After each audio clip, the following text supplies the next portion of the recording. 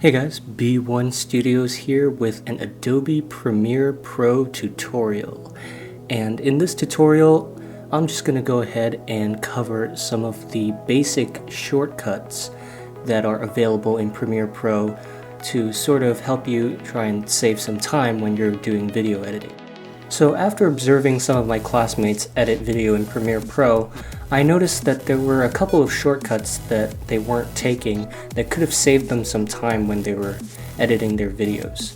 So although a second or two may not seem like a lot of time, those seconds really add up, and if you take at least some time to learn a few of these shortcuts that I'm about to go over in this tutorial, they will definitely save you a ton of time in the end.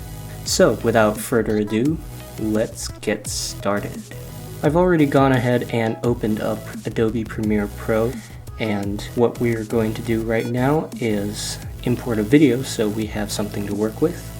So I'm just going to go over to the project window, which if you're in the default sort of workspace layout is going to be in the bottom left hand corner. Double click and I'll just select my file wherever it's saved. In this case, I'm going to just use the B1 Studios demo reel as sort of a example for us to edit. Drag it straight into the timeline. I'm just gonna change the sequence settings so they match my demo reel, and you can see that we have our video that is imported. So now what we're going to do is we're going to do a little bit of editing with it. The first shortcut that I want to go over with you is not actually a keyboard shortcut, it's actually a workflow shortcut.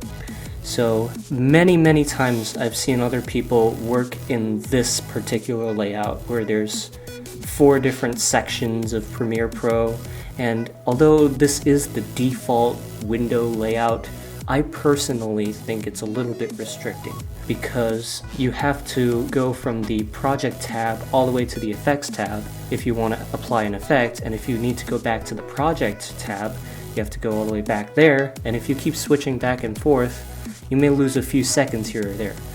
Now again, a few seconds may not sound like a lot, but in the end those seconds will definitely add up. So Premiere is built so that you can make your own custom workspace. So you really want to take advantage of that if you want to video edit a little bit more with a streamlined workspace that's more customized to suit your needs. So I'm about to go over my personal workspace that I like to use. So what we're actually going to do is take the project tab, click and hold it, drag it to wherever we want it to be, and you'll notice that there are actually indicators that highlight all the different corners where I could possibly place it. So I'm just going to go ahead and set it on the left, to the left of my source tab and my sequence tab. So now you'll see that I've placed my project tab in sort of its separate little space. And this is really convenient when you want to just really quickly grab something and import it, and also have access to your effects tab. Now the next thing I might do is actually, for further customization, is grab the little dots next to the effects tab and just drag that over all the way to the left, and that'll allow me to rearrange the tabs in whatever order I want. In this case, I'm putting the effects at the far left so that whenever Premiere Pro opens, that'll be the first thing to show up. After a little bit of resizing here and there, I'll feel comfortably right at home.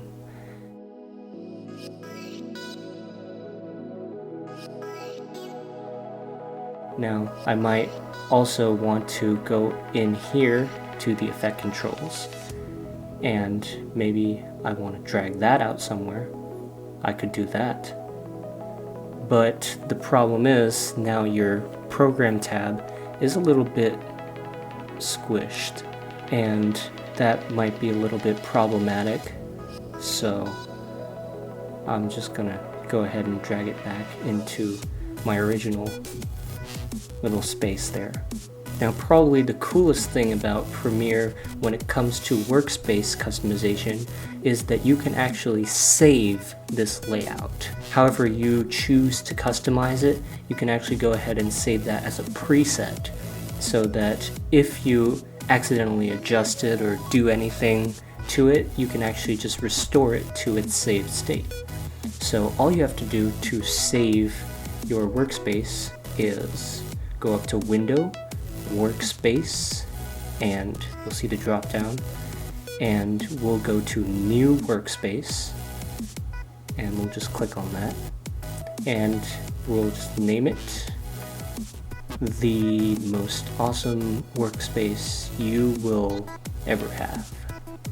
Hit OK. And now under the Window Workspace, we have a preset for our newly saved workspace. Now the next shortcut that I'm going to go over is something that I use all the time when I'm editing in Premiere Pro. It's cutting clips. And this can be accomplished in a number of different ways, but generally when you start out using the razor tool, which is on the little set of icons to the left of the sequence tab, and you just pick up the razor tool, and it's very easy to use. You just click where you want to cut it and it simply cuts right there. But the issue with that is, first of all, you might miss where you actually want to cut, which has happened to me a couple of times. I might be 1 or 2 frames off when I use the razor tool because I didn't select exactly on where I wanted to cut it. And second of all, again, it takes time to go and select the razor tool, and time is ultimately crucial right down to the last second. So what we are going to do is, instead of using the razor tool, we are going to use Cmd+K or Control-K on Windows, but I'm on a MacBook right now, so I'll be using Cmd+K, and it's pretty easy to remember because K kind of phonetically at least sounds like cut, because Command-C is obviously copy, so they couldn't do that. So I'm just going to hit Command-K, and that's going to cut my clip exactly where I have my little playhead indicator. Now the next thing that you might find interesting is something called Ripple Delete. And what Ripple Delete does is it basically not only deletes something, but also moves everything else after it back to where it previously was. So that might have been a little bit confusing, so it might be better if I just show you. So here we have just some blank space in between the clips that we've just cut, and all I have to do to basically move the clips back together is ripple delete the blank space. Now I know that sounds a little bit counterintuitive, deleting blank space, but it actually works. You can just right click on the blank space and an option for ripple delete will come up, and once you click ripple delete, everything else after the portion you've selected moves in to fill that space, which is a very nifty option as opposed to selecting everything and dragging everything all the way back.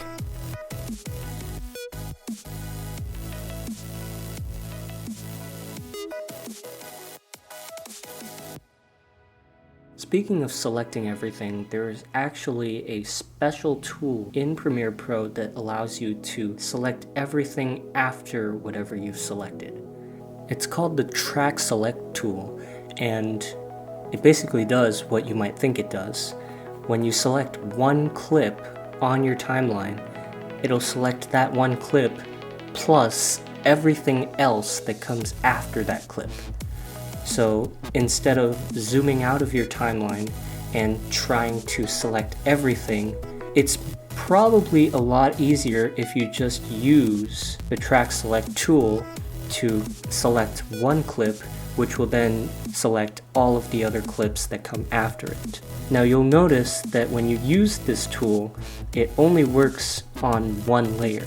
So if you want it to work on all of your layers, so say there's a point where I want to move just everything to a later point on my timeline, I can hold down Shift, and you'll notice that my cursor has become not one arrow, but two arrows. And what this allows me to do is select one clip, and everything else on every other layer, and by every other layer I mean all of the layers, is going to be selected, and then I can simply move everything back.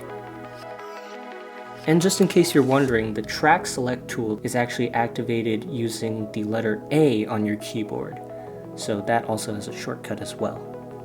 Now my next shortcut has to do with audio, so I'm just going to roll down the audio channel here on my demo reel, and we're going to look at the pen tool. Now what the pen tool allows you to do is create automation points on your audio so that you can adjust the volume. That's one of its many uses, but in this case we're going to use it to adjust automation on our volume, which is basically making it louder or softer. So I'm going to select the pen tool and create 3 points, and I'm just going to drag one up, and basically what that does is tells the volume to increase up to that middle point and then decrease to the original volume. But again, like I've been saying, time is crucial, so just like everything else, the pen tool also has a shortcut. So the pen tool can be activated using the P button on your keyboard, and all you have to do is, as long as you're selected on your cursor, you press P on your keyboard and boom, there it is, your pen tool, just like that. And then to go back to your cursor, it's actually quite useful. You just press V and that will bring you back to your cursor. Now I'll just activate the pen tool, draw 3 more automation points, and do the exact same thing I did just now, and you'll notice it took me significantly less time because I didn't have to go all the way over, select the pen tool, make the automation points, and then go back to the cursor tool. Now sometimes you'll want to move the video and the audio individually, as in applying effects to just the audio and not the video, or vice versa. Or maybe you even want to unsync the video and the audio, so have the video not match up with the audio for some reason, or maybe you just want to trim it, or whatever it is that you're going to use it for. There's actually a way to independently select either the audio or the video and not both. So the way you do that is the Alt key or the Option key on a Mac, and what this will do is allow you to select one of the tracks, either audio or video, independently of the other. And if you hold down Alt or Option and move it around, you'll notice that it's moving independently, but if I hold it down and then let go of my mouse, you'll notice it's sort of copied. But say you don't want it to duplicate, maybe you just want to just plain old move it. Then all you have to do is simply hold down Alt, drag your track, but when you let go of the mouse, also let go of the Alt key.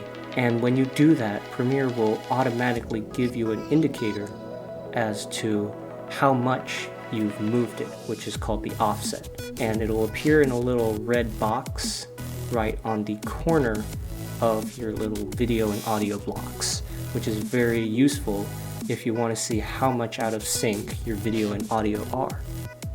The next shortcut I'm about to show you involves the combination of multiple clips. So I'm just going to go ahead and Command K, like we've just learned previously in this tutorial, to cut this video up into multiple pieces. So now I have multiple clips, and say I wanted to apply an effect to all 4 of these clips right here. I could go in, say I'm going to apply proc amp, which is basically a processing amplifier that has a couple of simple effects to it. with brightness, contrast, and things of that sort. I could go in and select the proc amp, drag it over to every single one of them, and apply my parameters to every single one of them, but that is quite time consuming. So what we could do instead is select all 4 of these clips and combine them. And combining in Premiere is basically called a nest. So what I'm going to do is select all of my clips,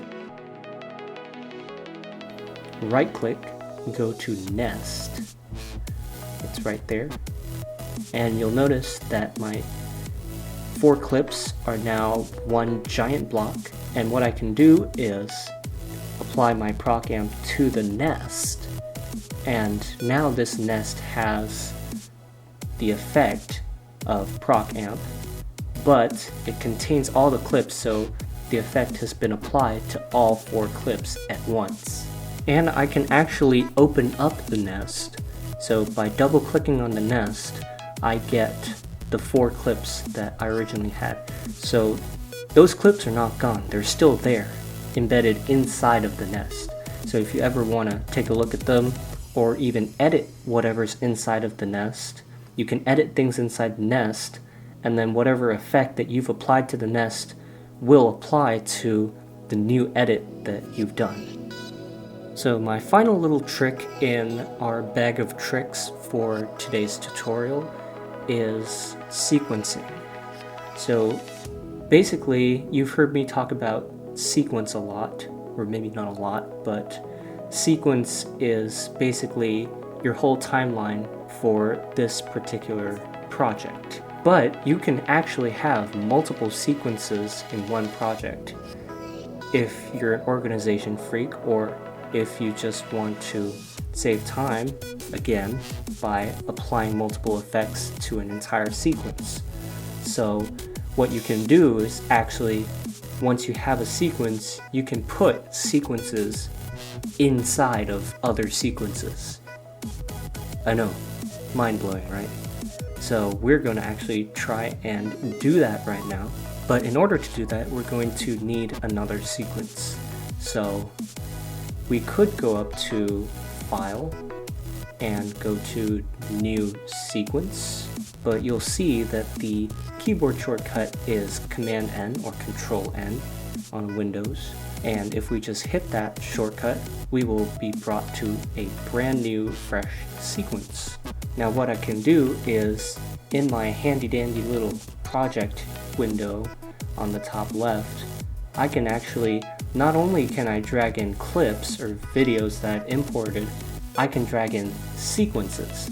So it's nests inside of sequences and sequences inside of other sequences. It's basically organization inside of organization, just to keep everything organized.